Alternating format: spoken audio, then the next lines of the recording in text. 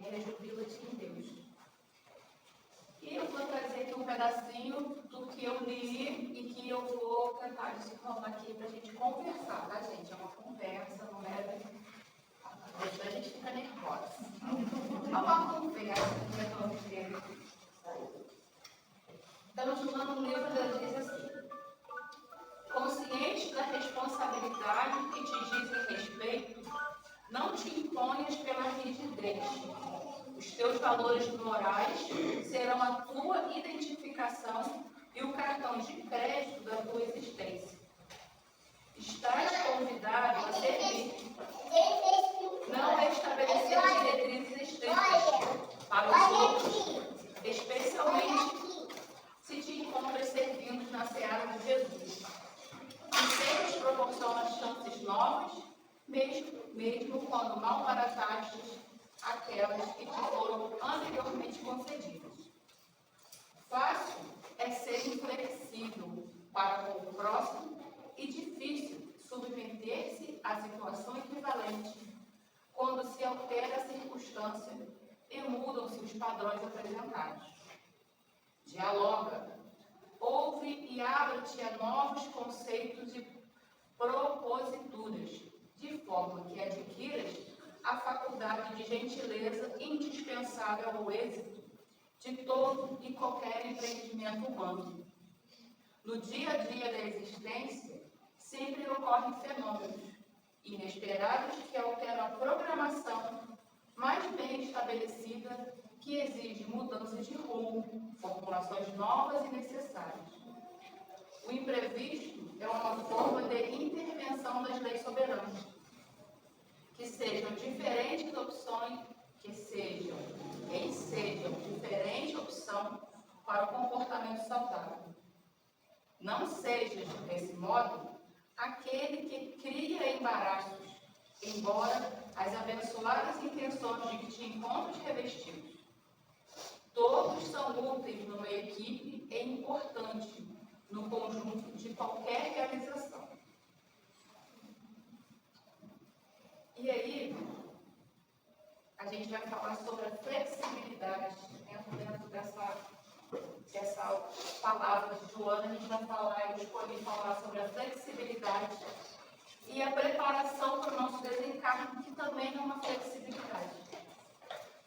Então, quando a gente fala rejubilar em Deus, o que é rejubilar? Rejubilar é ter alegria. Rejubilar é estar alegre em Deus. Estar alegre com a presença de Deus. Como diz aqui, nós já fizemos essa comunicação, eu estou em Deus e Deus está em mim. Então, estar rejubilado, estar feliz com a presença divina. Então, o que Joana traz para a gente é colocar em prática tudo que a gente leu, tudo que a gente lê, todos os capítulos que a gente lê, colocar em prática, testá-las, colocar, saber se eu tenho esse júbilo, se eu consigo viver com essa alegria, com esse amor.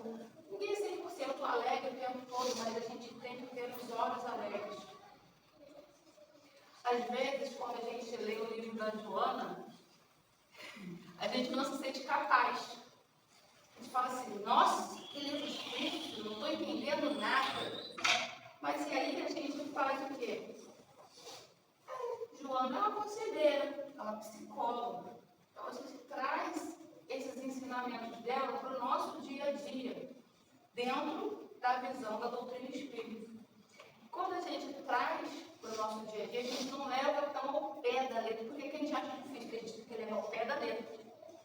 É viver exatamente o que ela escreveu, e às vezes a gente não consegue e se frustra. Então, que a gente traga para o nosso dia a dia um pouquinho hoje, um pouquinho amanhã. Hoje eu vou cair, mas amanhã eu vou levantar. E assim a gente consegue trazer esses ensinamentos para o nosso interior, para o nosso intrínseco. Lá no início, no prefácio ainda, ela traz um texto dizendo assim: a delicada borboleta que oscila sob a brisa, assim como o verme que rasteja no solo e mergulha na lama, expressam sem palavras os milagres que formam a vida na sua multiplicidade de apresentação. O que ela quer dizer com isso? Para a gente olhar, a gente ter uma percepção da vida do aqui e agora. A borboleta todo mundo ama, ela está linda, está estampada com um monte de camisa, bolsas, está por aí. E o velho? O velho também é uma criação divina. Então, nesse intervalo, a gente tem que olhar, ver as belezas que a gente tem. É um convite para a gente olhar para a nossa janela. Graças a Deus, a gente mora numa cidade, não sei se todos são daqui, mas a maioria daqui tem um quadro lindo e maravilhoso pintado por Deus, todos os dias quando abre o seu janela. Então, contemplar essa natureza, viver o aqui e o agora, é também rejubilar-se em Deus. E eu vou contar uma história rápida aqui, só para a gente tirar a moral da história. Certo dia, um viajante, o Senhor estava sentado à beira do caminho, embaixo da árvore, na sombra. O Senhor, já não sabe, e parou um viajante e pergunta: Senhor, eu estou me mudando para esta cidade a trabalho. Esta cidade é boa? E ele diz, devolve a pergunta numa retórica e diz: da onde você vem, a sua cidade é boa? Minha cidade é maravilhosa, minha cidade é muito boa, as pessoas são gentis, tem os seus probleminhas aqui, probleminha, mas no geral ela é boa. E ele diz para ele, então, esta cidade também é boa. E o homem vai feliz, vai embora, se despede, agradece e vai embora. Logo após, tem outro viajante que faz a mesma pergunta: Senhor, esta cidade é boa? E ele devolve a pergunta a ele: de onde você vem, a sua cidade é boa? A minha cidade é horrorosa, horrível, todo mundo é fofoqueiro, ninguém presta, tudo é ruim. E aí ele diz: então essa cidade também é ruim. O que ele quis dizer com isso? A moral da história: você é quem está vendo. É você quem faz o lugar, não o lugar que faz você. Então você coloca, não é para colocar um óculos cor-de-rosa e achar que tudo é belo, tudo é bonito, tudo está certo. Mas também ter o olhar com calma, com clareza, de que tudo pode ser transformado. Nem tudo é bom e belo, mas tudo pode ser bom e belo. E para a gente conseguir essa mudança de olhar, a gente precisa dessa alegria de viver, essa transformação desse olhar.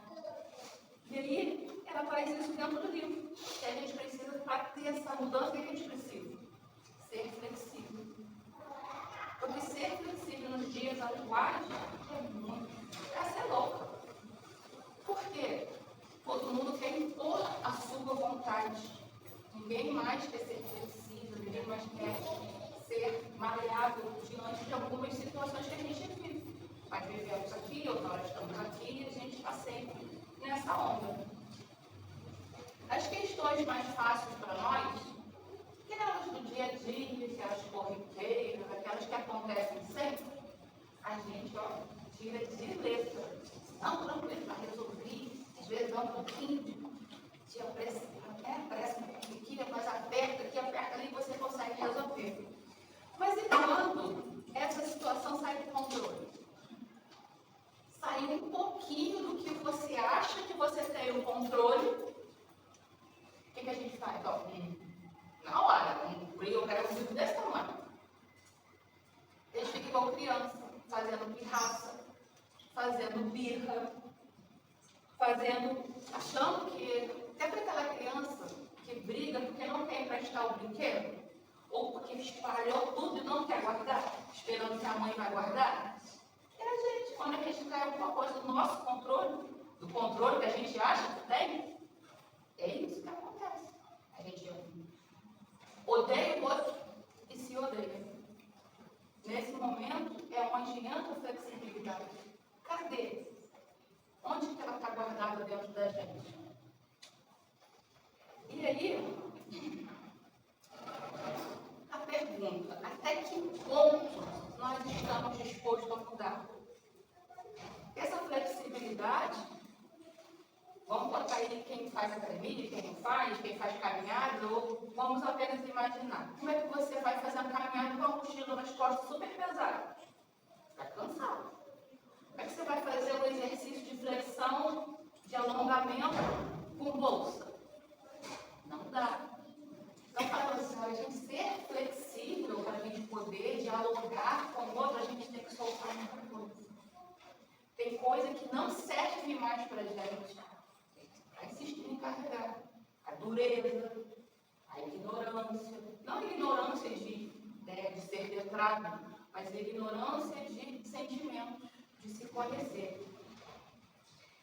Porque quando a gente traz essa flexibilidade, a gente sente o júbilo de Deus.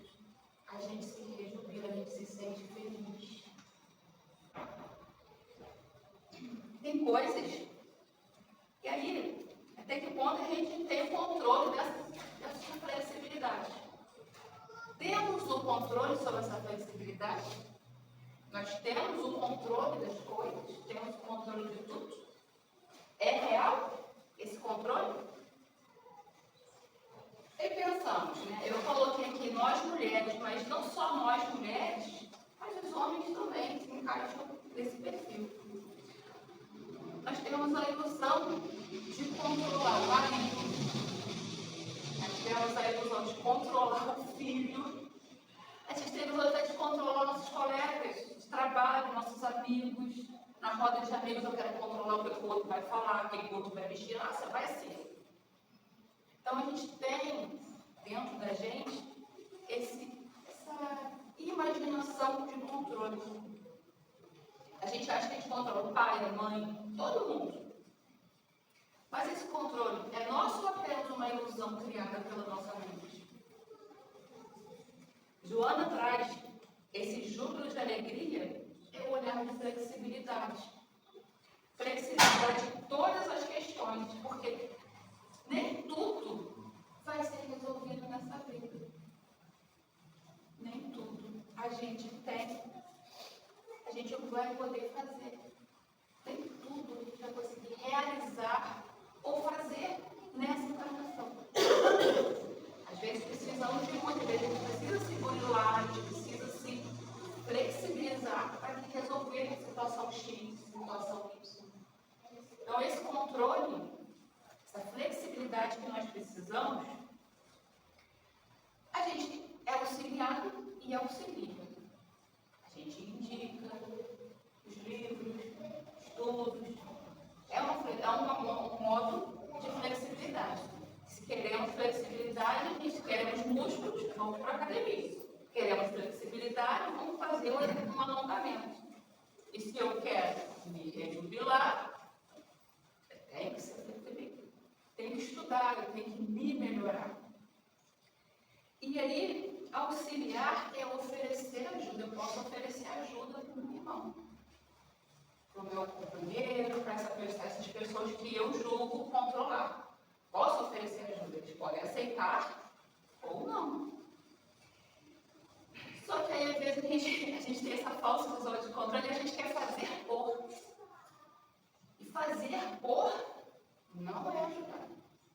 Você não está ajudando em nada quando você faz por. Fazer por. A gente está impedindo o outro de ter o seu júbilo, de ter a sua alegria. A gente está impedindo o outro de fazer suas escolhas. Todos nós não tivemos dificuldade, todos nós chegamos até aqui, caindo, levantando, caindo de novo, às vezes no mesmo gráfico e às vezes em outros diferentes. Está todo mundo aqui. Recebemos muita ajuda, muito auxílio. A gente aceitou todos? Em todos. E quando alguém faz por, você está tirando o direito do outro de rejubilar-se. Está tirando o direito do outro de aprender, de viver dias de esperança, dias melhores. Quando você faz por, você tira o direito do outro de ver o quadro pintado por Deus. Ele não tem nem o trabalho, às vezes, de abrir a cortina e poder. Porque você já foi lá, já abriu, já fez, já botou por fora, pessoa de filho, marido, e a gente quer ter esse controle controlado em todas as situações. quando a gente tem esse controle, a gente acha que tem esse controle, a gente é testado. Né? Principalmente quando a gente tem filhos, né? Os filhos testam a gente 99,99999% das vezes. E aí, quando nós somos testados, para saber se a gente tem a flexibilidade ou não, como é que é? A gente cai. A gente cai. Estamos aí com a oportunidade de crescer e de evoluir. Crescer dói. A gente não escuta aí dos médicos falar, a criança está com dor no crescimento, crescer dói. Crescer fisicamente, crescer espiritualmente, crescer mentalmente. Dói. É difícil? É um desafio? É. Mas é preciso. Preciso que a gente não venha aqui só para passear. Joana também traz que além da flexibilidade, a gente precisa o quê? Ouvir. Quantas pessoas precisam ouvir no livro? Ela fala o tempo todo. Flexibilidade, de ouvir. E aí, é difícil ouvir. Mas aí fica a pergunta, eu vou ouvir quem? Ouvir eu? Estou aqui falando? Ouvir meu pai? Ouvir minha mãe? Dentro do contexto, tá? A gente tem um contexto do livro. Não que nossos pais, nossos anciãos, outras pessoas não mereçam os nossos ouvidos. Mas dentro do contexto do livro, está falando de ouvir quem? Dependendo da sua doutrina, você vai ouvir pastor, padre, Buda, seja lá o que for a sua doutrina, presidente da casa, avô, avó. Não. Essa voz que ela fala aqui, que devemos ouvir, é a nossa consciência. Dentro do livro dos Espíritos, nós temos a questão 621. Onde está escrita a lei de Deus? Na consciência. Então, quem que eu tenho que ouvir? Eu. Tenho que ouvir a minha consciência, saber se aquilo que está acontecendo é pertinente a mim, aos meus princípios, ao que eu aprendi, ao que eu tenho na minha consciência. Por isso, conscientizar-se, conhecer-se é tão necessário. Porque aí eu posso falar por mim, eu não posso responder pelo outro. Então, quando a gente fala em ouvir, não é ouvir o outro, não é ouvir o próximo, não, que eu não mereço. Mas é ouvir primeiro a mim. Minha consciência, minha voz interior, o que ela está falando para mim. Isso tudo é treino. Treino, treino, treino, treino. A gente não treina para ficar flexível? E isso é o treino. Treinar é ouvir-se. Flexibilidade é ouvir-se. Ouvir o que você está falando. E às vezes, gritando. E aí, quando a gente treina a mente, e aí às vezes a gente precisa agir ou reagir. Nem sempre a gente vai reagir, mas vamos colocar um exemplo. Me envolvi em alguma situação que eu preciso me defender. Estou falando defender fisicamente. Eu tenho como lutar corporalmente com aquela pessoa a qual eu estou com um problema? Treino para isso? Eu vou enfrentá-lo? Não, eu vou correr. E aí é a mesma coisa a nossa mente. Se eu não consigo me escutar, eu não estou treinando. Se eu não me escuto, eu não treino. E se eu não treino diante de uma ação ou uma reação, eu vou ter problemas. E a reação? A reação é diferente. A ação. Vou fazer isso para atingir aquilo. Isso é uma ação. Eu estou me movendo. E como é que a gente treina? Diante de um problema, de um desafio que a gente tem todo dia a gente tem um problema, todo dia a gente tem um desafio novo. E como é que a gente faz? É a prece. Treinamos nós a prece, que é a voz de Deus, a nos consultar a todo momento, principalmente de agir ou reagir. Então, se eu treino a prece, quando eu tenho que agir, é mais fácil. Eu tenho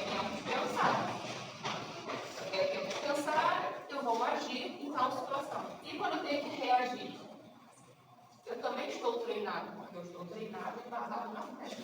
Então, às vezes, eu reajo dentro da minha consciência, reajo com o que eu tenho. Se eu não tenho nada para reagir, eu vou sempre ficar assim, com medo de tudo.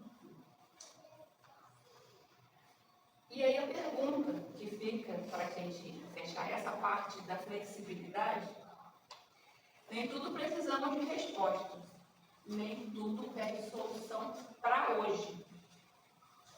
Como que a gente sabe disso? Como que a gente sabe que a gente está escutando a gente?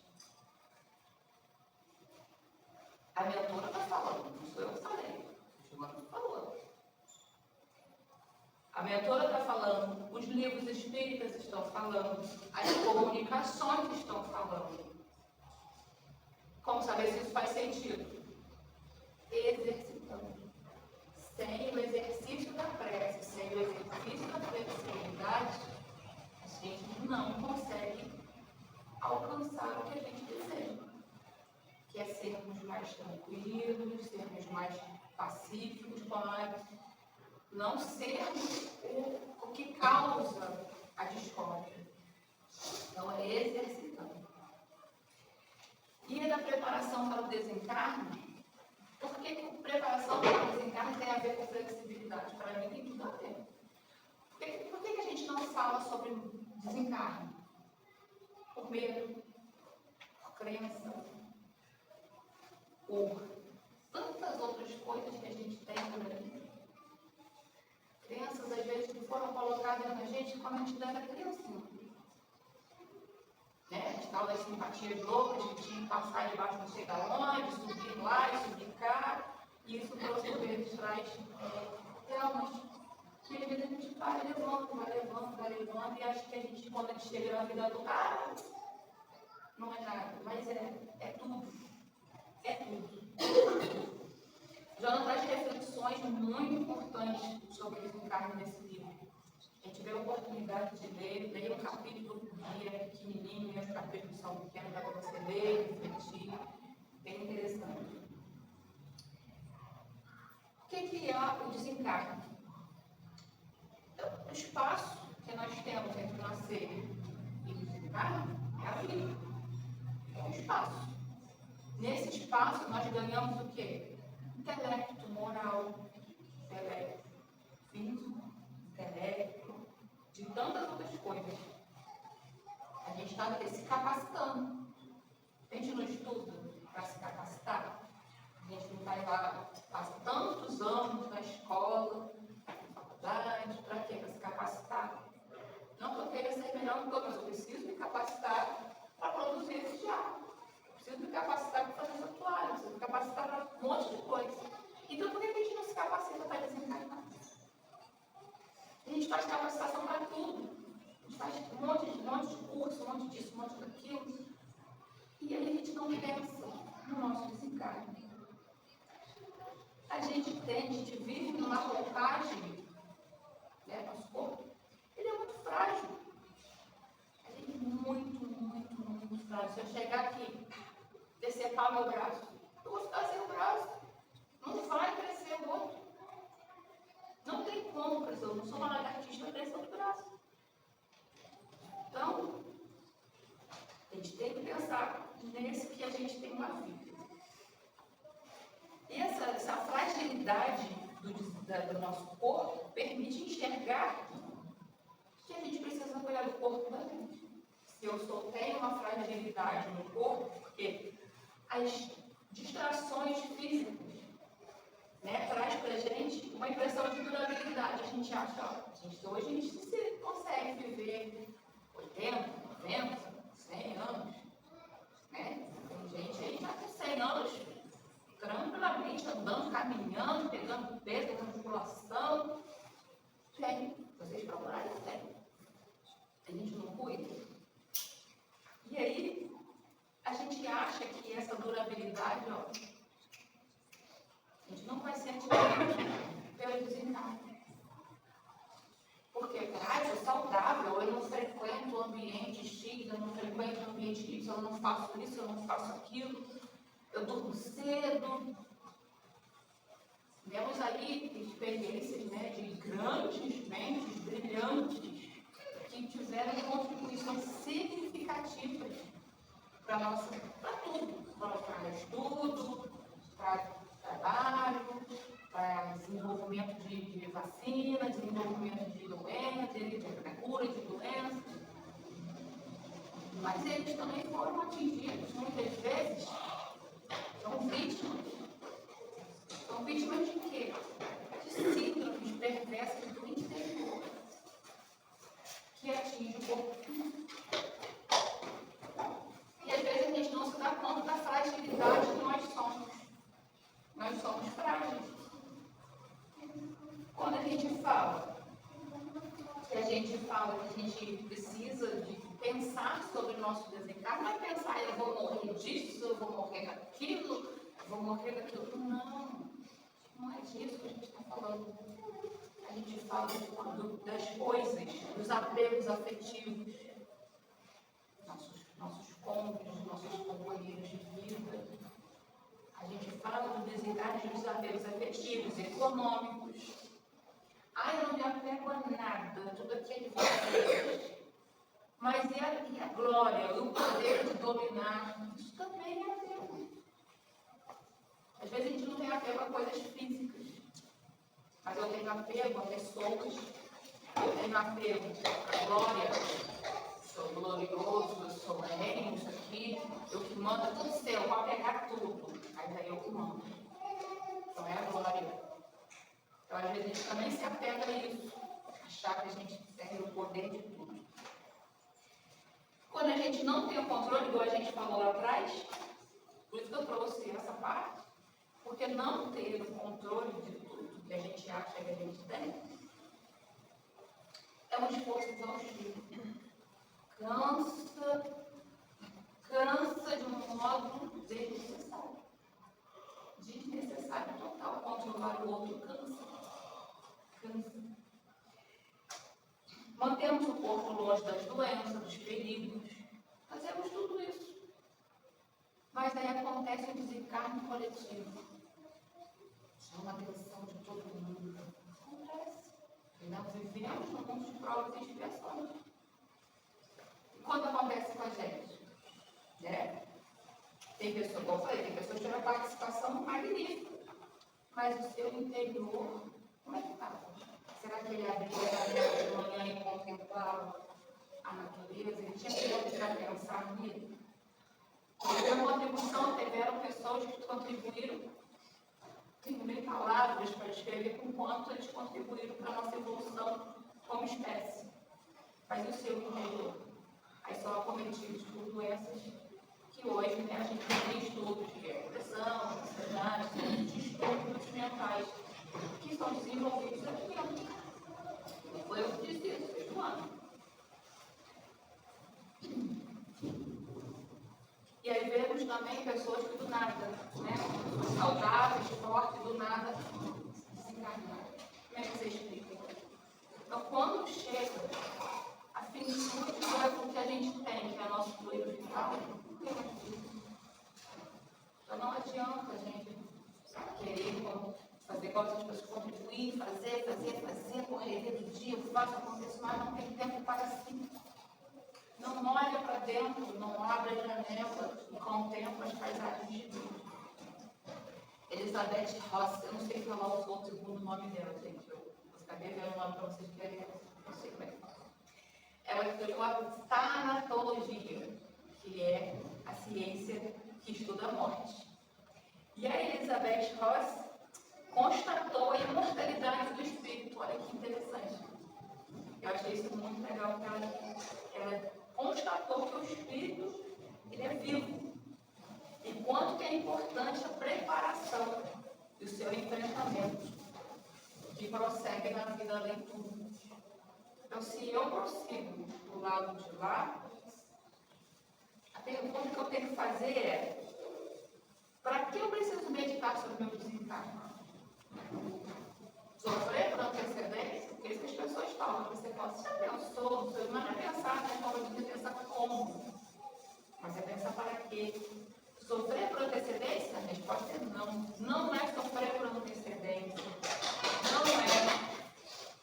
nada disso. É um hábito. Porque o que acontece quando a gente medita sobre isso? Nós criamos o hábito e esse hábito diminui os sofrimentos morais. Porque a dor moral, quando a gente desencarna lá do outro lado, a gente acorda, né?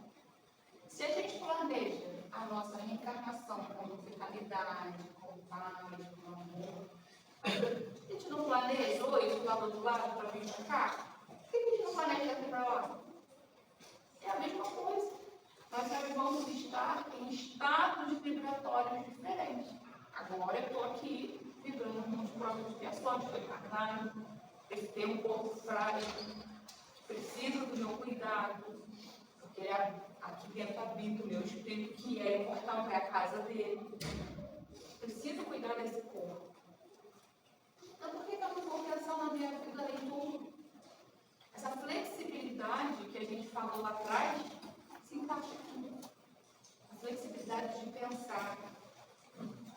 Essas dores morais tornam os períodos menos angustiantes. Quando a gente pensa, né, no que a gente está fazendo, da mesma forma, é como se a gente já falou sobre isso aqui, que aqui a gente está fazendo um banco. Tudo que a gente vai viver do outro lado é o que a gente construiu aqui. Se eu só pensei em crescer materialmente, o que eu vou encontrar do outro lado? Não tive tempo de pensar em mim, eu não tive tempo de olhar para mim, eu não tive tempo de me escutar. E o que eu vou levar para o outro lado? O seu planejo daqui para lá, por que não planeja daqui para lá? Não com dor, não com sofrimento. Morrer não é desintegrar-se, mas transferir-se de faixa vibratória. Não ocorre, tá, gente? Fenômenos sobrenaturais, todo mundo acha que vai acontecer um fenômeno, né? A galera que morre vira santo. Não acontece fenômenos naturais. Tanto assim, né? Como a gente imagina. Porque quando a gente fala em meditar sobre a própria morte, é pensar que estamos nos capacitando.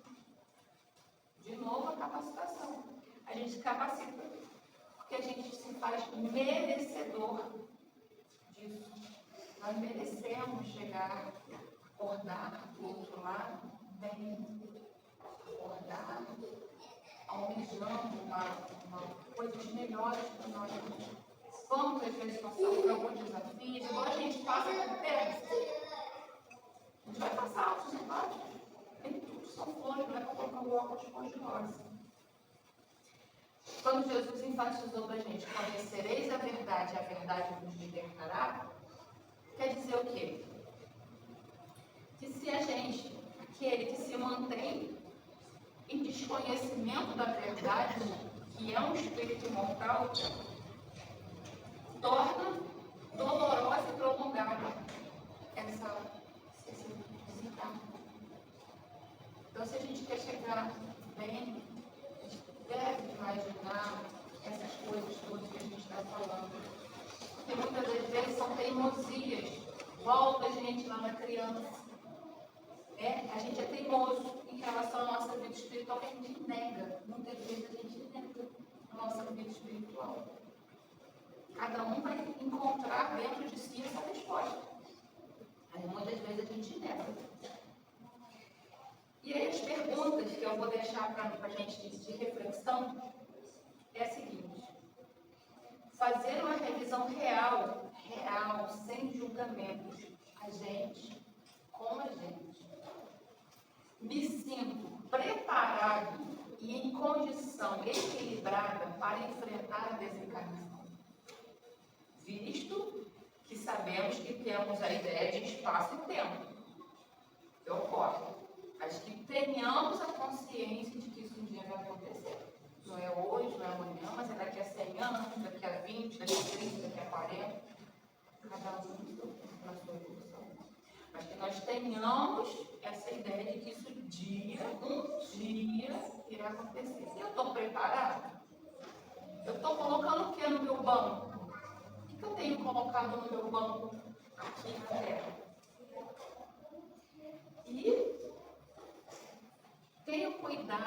meu agora, para que o meu retorno à grande casa seja visto com a frequência que está sendo mudada e que não acabou para sempre?